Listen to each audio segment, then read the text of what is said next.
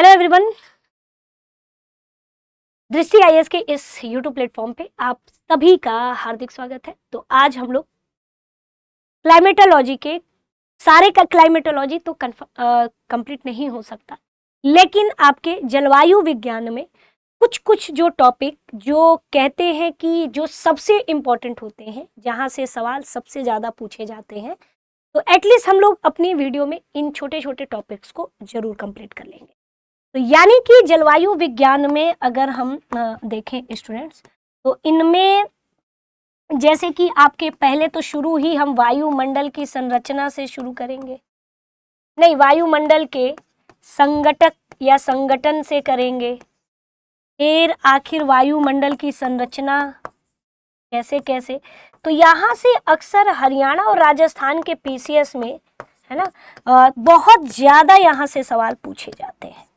तो एटलीस्ट आज के और फिर साथ ही साथ इसी वायुमंडल की संरचना में हम है ना तापमान यानी कि टेम्परेचर को देखेंगे, वायुदाब को देखेंगे। तो जो जो इम्पोर्टेंट है केवल वही हम लोग देखेंगे कि जिससे कि आप वीडियो के माध्यम से एक बार आप उसे रिवाइज कर पाओ। ठीक है, चलिए तो सबसे पहले आइए शुरू करते हैं वायुमंडल की संरचना और आपका वायुमंडल की संरचना एवं संगठन। ठीक है, तो ये कि जबकि ये सीधे अगर देखा जाए तो ये बहुत इंपॉर्टेंट है। सबसे पहला अगर हम पहली लाइन इसमें देखें तो वायुमंडल विभिन्न गैसों की अलग अलग गैसों विभिन्न गैसों की समांगी मिश्रण होता है। तो ये विभिन्न गैसों की क्या होता है, तो ये एक समांगी है ना जो है मिश्रण होता है। अब आगे देख लेते हैं। तो वायुमंडल अलग अलग गैसों की असमांगी होना चाहिए। यहां हमने समांगी लिखा, असमांगी मिश्रण। तो ये पहली लाइन है जो कि ये काफी इंपॉर्टेंट है। कई बार स्टेटमेंट वाले जब भी सवाल आते हैं उनमें ये जो है स्टेटमेंट दे दिया जाता है, उसमें हम इसमें कंफ्यूज रहते हैं कि भाई कौन सा सही है, कैसे सही है। तो आइए इस पर देखते हैं। अब यहाँ पे हमारी पृथ्वी है और एक ब्लैंकेट की तरह पूरी अगर हम देखें तो ये जो गैसें हैं या वायु है, अगर देखा जाए तो वायुमंडल मतलब हमारी पृथ्वी और वायु पूरे पृथ्वी को घेरे हुए है ना। तो ये हम लोग देखेंगे और सबसे पहले अब यहाँ पर हम लोग बात करेंगे वायुमंडल की, वायुमंडल संगठक या वायुमंडल संगठन के बारे में। आखिर हमारा पूरा वायुमंडल बना कैसे है। तो हमारा वायुमंडल सबसे पहले गैस हमारे वायुमंडल में, जलवाष्प हमारे वायुमंडल में और हमारे वायुमंडल में धूलकण। तो ये हमारे वायुमंडल, पहला है गैस है, जलवाष्प है और धूलकण है। इनसे मिल करके ही हमारा जो, और धूलकण को एरोसॉल भी कहेंगे, एरोसॉल। तो इनसे मिल करके ही हमारा वायुमंडल बना। अब आता है गैस कौन कौन सी है, गैस कौन कौन सी है। तो सबसे अधिक गैस अगर देखा जाए तो हमारे वायुमंडल में नाइट्रोजन जो कि 78%, और दूसरे नंबर पे ऑक्सीजन है। अगर हम ऑक्सीजन और नाइट्रोजन इन दोनों को मिला दें तो 99% तो यही गैस आपकी हो जाएगी। 99% तो यही आपकी क्या हो जाएगी, केवल और केवल ऑक्सीजन और नाइट्रोजन गैस हो जाए पूरे 99। इसके अलावा अगर हम देखें तो आपका ऑर्गन है, ऑर्गन कितना है 0.8, 9%। कार्बन डाइऑक्साइड है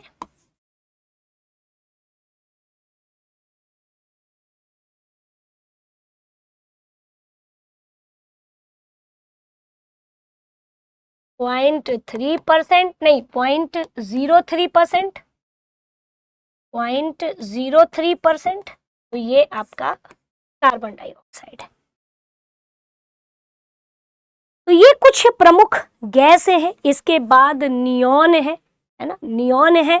नियॉन के बाद हीलियम, क्रिप्टॉन। तो अन्य गैसों में और भी गैसें हैं, जैसे नियॉन है, क्रिप्टॉन है ना। तो नियॉन हो गया, क्रिप्टॉन हो गया, जेनॉन हो गया, हीलियम हो गया, हाइड्रोजन हो गया, जेनॉन हो गया, हीलियम हो गया, हाइड्रोजन हो गया। ये सभी गैसें हमें देखने को मिलेंगी। तो नियॉन, क्रिप्टॉन, जेनॉन और आपका मीथेन, ओजोन और नाइट्रस ऑक्साइड, हाइड्रोजन, हीलियम और मीथेन भी है, नाइट्रस ऑक्साइड, ये सब है ना हमें देखने को मिलते। तो अन्य गैस में ये ध्यान रखिएगा, प्रतिशत में कितना पाया जा रहा है हमने ये नहीं बताया है। हमने अन्य गैसों के हमने नाम बताए हैं, या आखिर कौन कौन से गैस हमारे वायुमंडल में स्थित है। तो ये तो था आपके गैस, और इतने गैस हमारे वायुमंडल में को बनाते हैं या वायुमंडल में होते। क्लियर है। अब जैसे देखिए, इसी में दो तरह के गैस होते हैं। दो तरह के गैस का मतलब, एक गैस वो होगा, तो अब सीधे हम लिखेंगे कि पृथ्वी पर दो प्रकार के प्राकृतिक रूप से गैस हमें देखने को, है ना, प्राकृतिक रूप से गैस हमें देखने को मिलते हैं। अब वो कौन है? एक पहला स्थायी गैस, जिनकी मात्रा में कोई परिवर्तन नहीं, और एक है अस्थायी गैस, जो मानव गतिविधि या किन्हीं कारण से इनकी मात्रा में हमें बदलाव देखने को मिल सकता। अब स्थायी गैस कौन कौन सी हैं? तो आप भी जानते हो कि नाइट्रोजन, ऑक्सीजन, ऑर्गन। नाइट्रोजन हो गया, ये फिक्स है 78%। ऑक्सीजन हो गया, फिक्स है ना, ऑक्सीजन हो गया।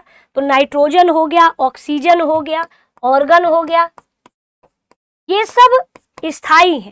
बाकी अस्थायी का मतलब ही है परिवर्तनशील गैस। परिवर्तनशील गैस में आपका जलवाष्प हो गया, कार्बन डाइऑक्साइड हो गया, ये सब परिवर्तनशील गैस है।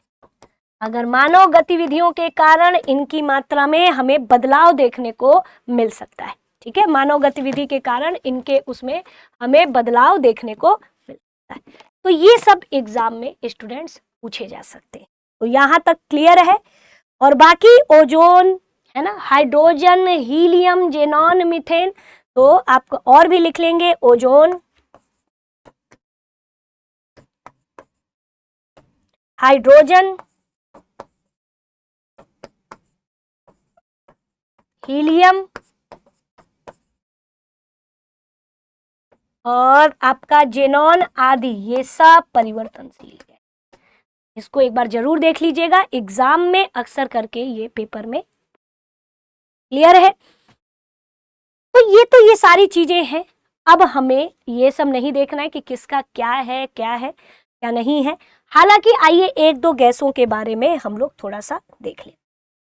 जैसे कि यदि मैं आपसे कार्बन डाइऑक्साइड की बात करूं, तो या फिर ऐसे कर सकते हैं, नाइट्रोजन की बात करें। नाइट्रोजन, आखिर ये नाइट्रोजन का काम क्या है?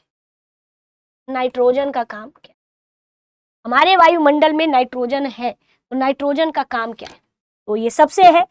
तो देखा जाता है तो जो नाइट्रोजन गैस है अन्य गैसों के अपेक्षा कम सक्रिय है तथा सर्वाधिक मात्रा में हमें देखने को मिलती है। तो ये कम सक्रिय होता है अन्य की अपेक्षा, कम सक्रिय लेकिन ज्यादा मात्रा,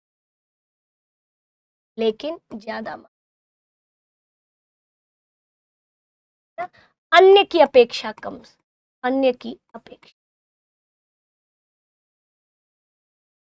तो अन्य की अपेक्षा यह कम सक्रिय जरूर है, लेकिन इसकी मात्रा हमें ज्यादा देखने को मिलती है। अगर हम देखें तो जो नाइट्रोजन का मुख्य कार्य क्या है, ऑक्सीजन को मंद करके दहन को नियंत्रित करना। तो नाइट्रोजन का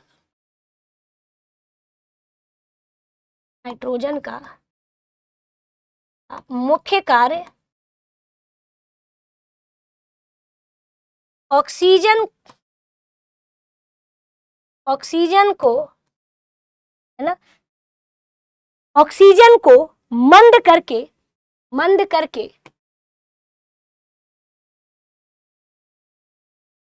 दहन को नियंत्रित करना। जैसे आप जानते हो कि कोई भी आग होता है, अगर ऑक्सीजन की अनुपस्थिति हो जाए तो वो आग बुझ जाती। जैसे ऐसा मान के चलो कि आपने कोई कैंडल जलाया, आपने उसको ढक दिया किसी चीज, तो एक समय के बाद आप देखोगे तो वो कैंडल बुझ जाएगा, क्योंकि ऑक्सीजन की अनुपस्थिति हो जाती। यह जीवधारियों के लिए काफी आवश्यक होती है, जीवधारियों के लिए आवश्यक होती है। पूछिए क्यों, और यहां से सवाल पूछा जाता।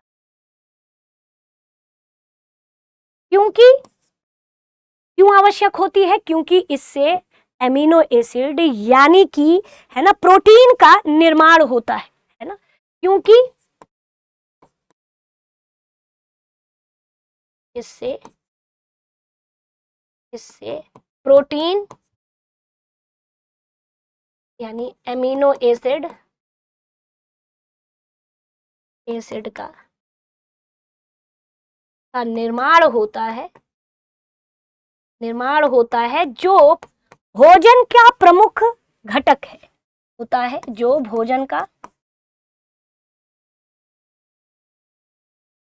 प्रमुख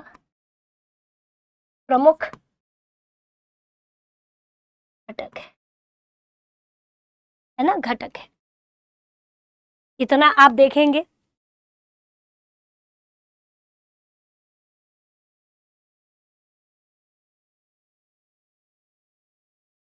तो यहां तक आप लोगों ने यहाँ पे देख लिया ना, तो भोजन का प्रमुख घटक ये। अब जैसे देखिए, आप जानते हो कि भोजन के प्रमुख घटकों में कार्बोहाइड्रेट होता है, प्रोटीन होता है, वसा होता है ना, तो ये सब भोजन के प्रमुख घटक है। जो पौधे होते हैं नाइट्रोजन को क्या करते हैं कि बहुत सारे ऐसे दलहनी पौधे होते हैं जिसे हम लेग्यूमिनेसी कुल के पौधे कहते हैं। तो ये इनके जड़ों में, अरहर को छोड़ दिया जाए ना, तो अरहर के अलावा जो दलहनी पौधे होते हैं उनके जड़ों में गांठ होती है, उसी गांठ में राइजोबियम जीवाणु होते हैं, और यही जीवाणु नाइट्रोजन का फिक्सेशन करते हैं। क्या करते हैं? नाइट्रोजन का फिक्सेशन करते, स्थिरीकरण करते। और यही नाइट्रोजन का स्थिरीकरण मिट्टी में अगर हो जाता है तो वो जो मिट्टी होती है वो फर्टाइल हो जाती है, उपजाऊ हो जाती है। फिर यही पौधे, दलहनी पौधे, उसे नाइट्रेट के रूप में लेंगे, और यही फिर एमिनो अम्ल, और फिर वही पौधे प्रोटीन का निर्माण करते हैं, और फिर वही दाल, वही हम लोग फिर खाते हैं, और वही प्रोटीन हमारा एक भोजन का घटक के रूप में हम बाहर से लेते हैं अपने। तो ये पूरा एक प्रोसेस है, ठीक है, तो ये ध्यान रखिएगा। तो सीधे हम लिखेंगे कि बहुत सारे ऐसे दलहनी पादप हैं ना, दलहनी पादप हैं जो जिनके जड़ों में क्या पाई जाती है? जिनके जड़ों में गांठें होती हैं, गांठ होती है, यानी कि अरहर को छोड़कर, अरहर को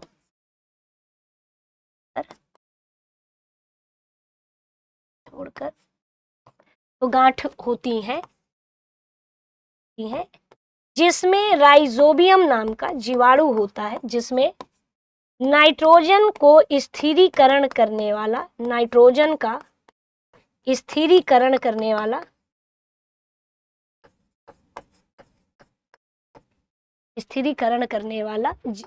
वाले जीवाणु होते, करने वाला जीवाणु, और वो भी कौन सा, राइजोबियम जीवाणु। और कई बार ये पेपर में पूछा गया है, जीवाणु उपस्थित होता है, उपस्थित, तो ये ध्यान रखिएगा। तो यहाँ पे एक बार देख सकते हैं ना, नाइट्रोजन, और नाइट्रोजन चक्र के द्वारा वायुमंडल में, ध्यान रखिएगा, नाइट्रोजन चक्र के द्वारा, ये सब इन्वायरमेंट में पढ़ना होता है, के द्वारा वायुमंडल में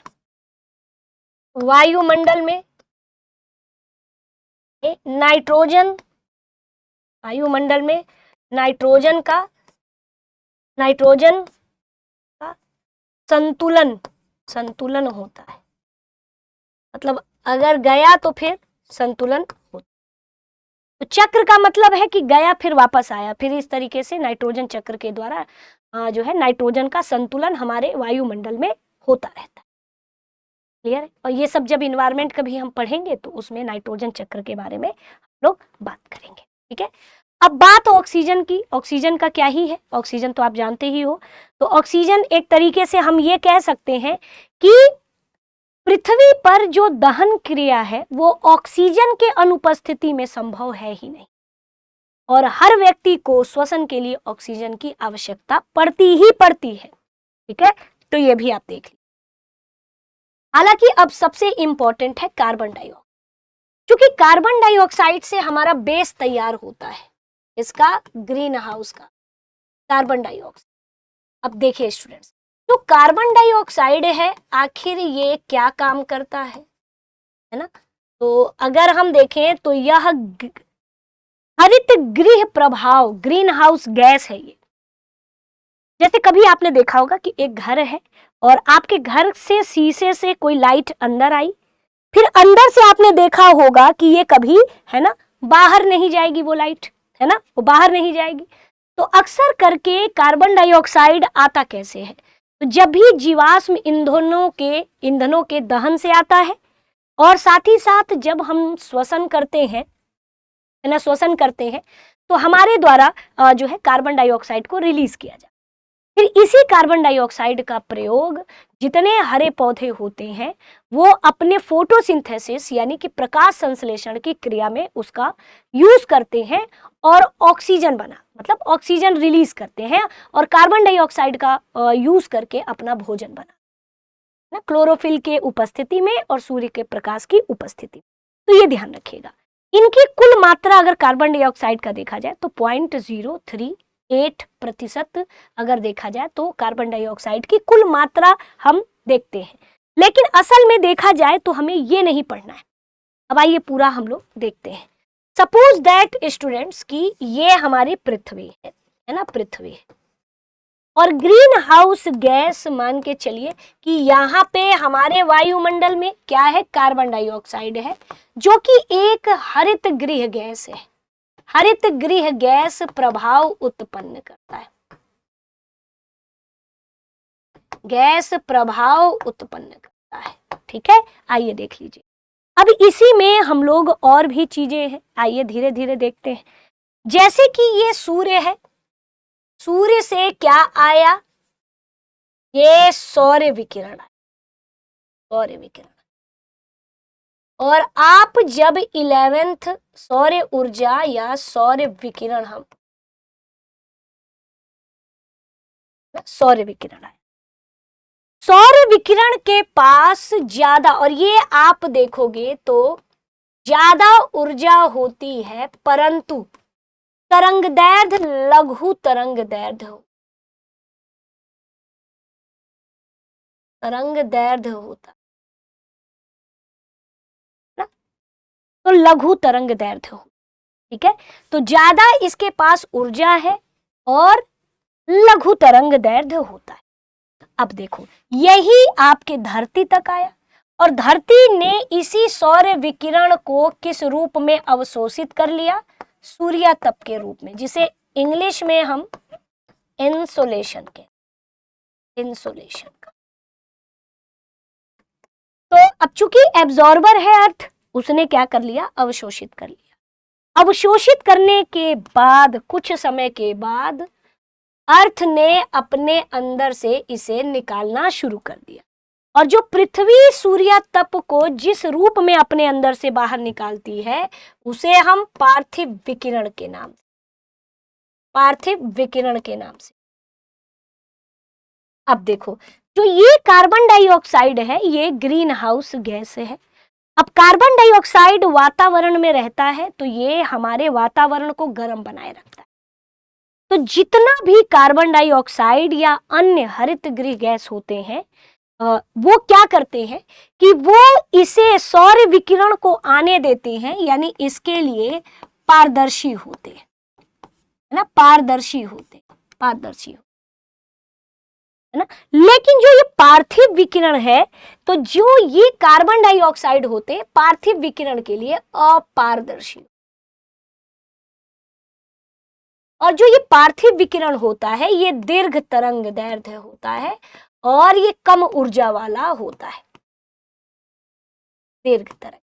तो कई बार पूछा जाता है कि हमारा जो वायुमंडल अप्रत्यक्ष रूप से किससे गर्म होता है? तो पार्थिव विकिरण से होता है, यानी दीर्घ तरंग दैर्ध्य से होता है।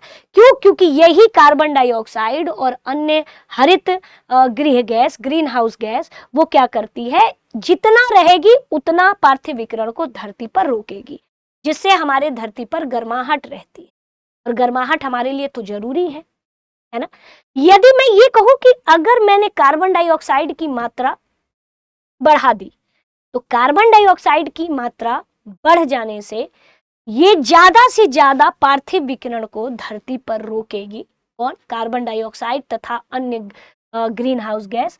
तो हमारे पृथ्वी का जो तापमान होगा वो और ज्यादा बढ़ जाएगा, और जब और ज्यादा बढ़ जाएगा तो आप भी जानते हो कि ग्लोबल वार्मिंग की समस्या इसको कहते हैं। क्या कहते हैं? ग्लोबल वार्मिंग की समस्या हम उसे कहते हैं। तो ये आप देख सकते। तो कुल मिलाकर के पृथ्वी के ताप को संतुलित उष्मा बजट में महत्वपूर्ण भूमिका निभाता है। उष्मा बजट क्या है कि जितना ये आया ये गया, और ये सब हम आपको उष्मा बजट पढ़ाएंगे, लेकिन फिलहाल में ये कार्बन डाइऑक्साइड का काम जो है ना, ये मैं आपको बता रही हूँ। एक तो पौधों के लिए, फोटोसिंथेसिस के लिए कार्बन डाइऑक्साइड जरूरी है, हमारे वातावरण को गर्म रखने के लिए है, लेकिन कभी कभी जब हम इसकी मात्रा बढ़ा देंगे ना तो ये हमारे लिए दुष्प्रभावी हो जाता है ना। तब हमारे लिए लाभप्रद के बजाय हम ही को बहुत हानि पहुंचाता है, जैसे ग्लोबल वार्मिंग की समस्या। और कार्बन डाइऑक्साइड को नियंत्रित करने के लिए सन 1997 में क्योटो प्रोटोकॉल आपका हुआ था। क्या हुआ था? क्योटो प्रोटोकॉल हुआ था। वर्तमान में जो पेरिस जलवायु समझौता है 2015 है ना, इन सभी के माध्यम से हम वैश्विक रूप से ये पूरा प्रयास कर रहे हैं कि कार्बन डाइऑक्साइड की मात्रा जितना हो सके कम से कम उत्सर्जित किया जाए, कम से कम जीवाश्म दहन किया जाए। अब आप सोच रहे हो कि मैम जीवाश्म दहन से क्यों कार्बन डाइऑक्साइड? तो आप जानते हो कि कोयला है, कोयला में कार्बन है, कार्बन की मात्रा से ही तो ये डिसाइड होता है कि कोई कोयला कितना गुणवान है। यदि हम कोयला जलाते हैं तो कार्बन निकलेगा, यही कार्बन ऑक्सीजन के साथ रिएक्शन करेगा और फिर क्या बनाएगा? कार्बन डाइऑक्साइड बनाएगा। तो इस तरीके से पॉइंट है ना 0.03% से कार्बन डाइऑक्साइड की मात्रा बढ़ती जाती है जितना आप जीवाश्म का दहन करोगे। और ठीक उसी तरह से जब कार्बन डाइऑक्साइड बढ़ेगी तो ये ज्यादा से ज्यादा पार्थिव विकिरण को अवशोषित करेगा और हमारे वातावरण को गर्म कर देगा और ग्लोबल वार्मिंग की समस्या उत्पन्न।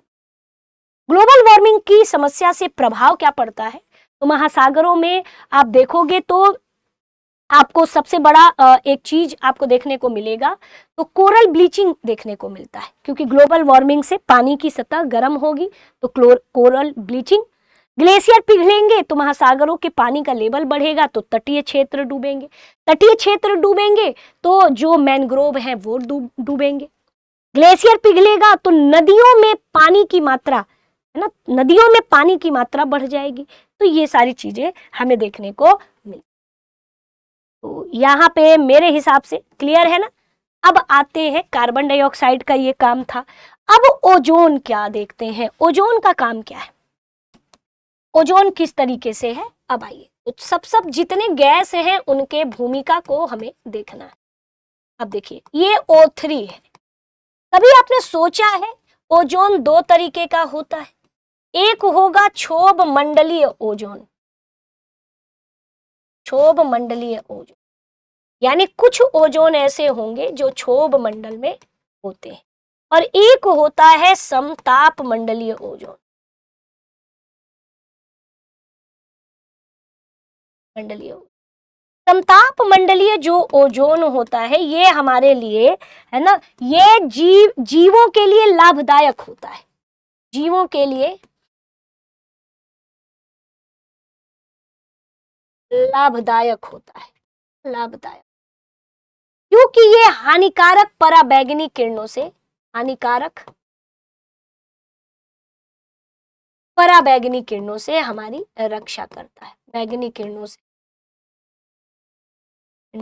रक्षा करता है। लेकिन ये जो ओजोन है ना, ये मानव के लिए, ये आपके जीवों के लिए हानिकारक हो, जीव के लिए हानिकारक। क्यों? क्योंकि ये सेकेंडरी पॉल्यूटेंट के रूप, है ना, ये कैसा होता है, द्वितीयक प्रदूषक के रूप। कैसे होता है तो जो मैं बाद में बताऊंगी, अभी इतना इंपॉर्टेंट ये नहीं है, ये सब इन्वायरमेंट में पढ़ना हो। अब देखो, अब यहां से देखेंगे, ये हमारी पृथ्वी है, पृथ्वी है, और जब सूर्य से किरणें आपकी आती हैं स्टूडेंट्स और समताप मंडल में पहुंचती हैं सौर्य विकिरण, तो आप जानते हो क्या होता है। तो जैसे ही पहुंचती हैं ये, तो जो आपका O2 होता है, O2 होता है, ये दो उसमें टूट जाते हैं, दो इसमें टूट, फिर यही अन्य O2 के साथ मिलके O3 बना, अन्य O2 के साथ O। अब समझ में आया? ऐसे नहीं समझ में आया तो ऐसे देख, जब अल्ट्रावायलेट रेज आपका आया, तुरंत O2 आपके टूटे, जो ऑक्सीजन तो होगा ही हमारे, है ना, समताप मंडल में ऑक्सीजन तो होगा ही। अब यही O2 दो O में टूट गए और यही दो अन्य ऑक्सीजन के साथ मिलके 3 मॉलिक्यूल ऑफ बना लेते हैं और यही ओजोन बनता जाता है, यही ओजोन, ऐसे ओजोन बनता है और ये हानिकारक पराबैंगनी किरणों से हमारी रक्षा करते हैं। तो ये कुछ इंपॉर्टेंट गैसेस थे जो हम लोगों ने देखा। अब देखो, आप जानते हो कि पृथ्वी की संरचना में, अब देखो, वायुमंडलीय परत, वायुमंडलीय परत, वायुमंडलीय परत में अगर हम देखें तो सबसे पहले पृथ्वी के नजदीक होती है क्षोभ मंडल, इसको ट्रोपोस्फेयर, फिर दूसरा होता है समताप मंडल,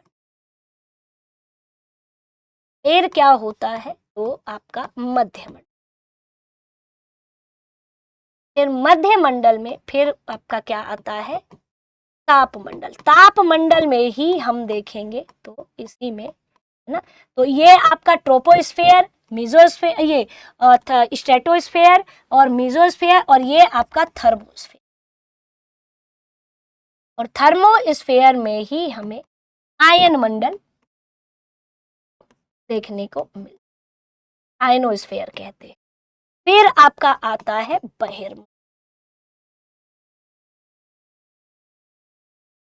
अब देखिए, जो ट्रोपोस्फेयर है ये हमारे धरातल से हमें क्या देखने को मिलता है, सबसे पहले क्षोभ मंडल, हेडिंग डालिए, जितनी भी मौसमी घटना होता है वो इसी में रहता है और हम जीवधारी इसी में रहते हैं। सारे मौसमी घटना आप देखो ट्रोपोस्फेयर में ही हमारा पूरा क्या है, पूरी मौसमी घटना वगैरह हमें इसी में देखने को मिलता है। बादल का बरसना, है ना, और बिजली का कड़कना, ये सभी क्षोभ मंडल। इसकी ऊंचाई अगर हम सतह से देखें तो औसतन 13 किलोमीटर है, 13 किलोमीटर है। परंतु स्टूडेंट्स ये ध्यान रखिएगा कि इक्वेटर के पास ये 18 किलोमीटर हो जाती है, लगभग। और ध्रुवों के पास अलग अलग डेटा अलग अलग दिया रहता है, हमें उससे लेना देना नहीं है, हम बस एक समझाने के लिए आपको बता रहे हैं। और ध्रुवों के पास इसकी ऊंचाई 8 किलोमीटर। कभी सोचा है क्यों? ट्रोपोस्फेयर का अगर हम यहाँ पर बात करें स्टूडेंट्स,